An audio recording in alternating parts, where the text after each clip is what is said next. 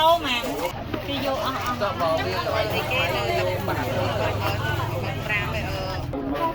ta có vô ra mới này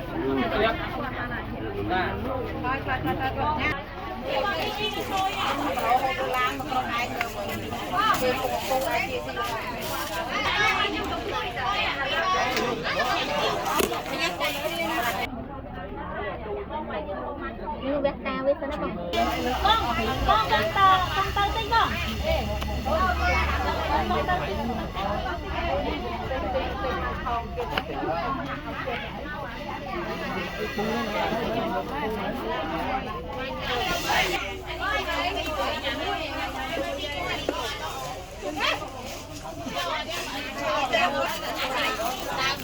Nick số có đang tham ăn thịt đá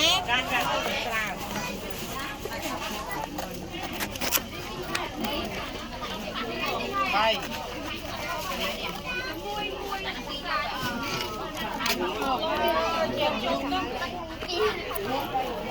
em có hơi năm này mà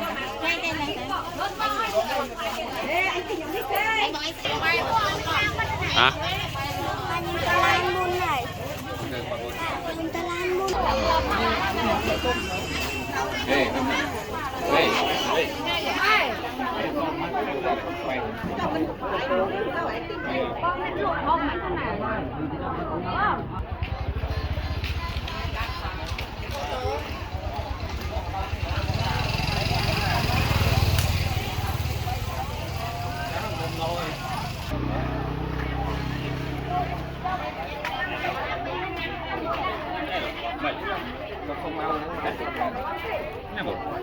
ui mẹ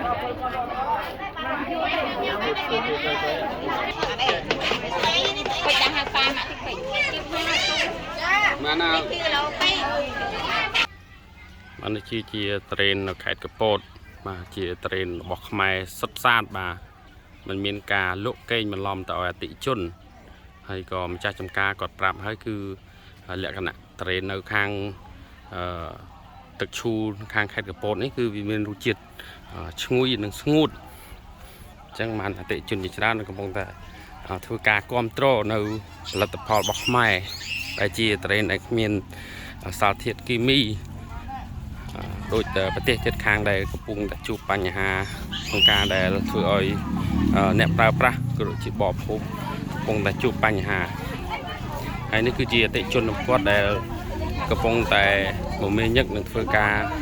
គ្រប់គ្រងនៅផលិតផលរបស់ខ្មែរយើងនេះអញ្ចឹងមានតែប្រជាពលរដ្ឋខ្មែរយើងទេដែលជាអ្នកគ្រប់គ្រងនៅផលិតផលដូចជាដំណាំកសិផលរបស់កម្ពុជាយើងបាទអញ្ចឹងសូមជួយគ្រប់គ្រងទាំងអស់គ្នា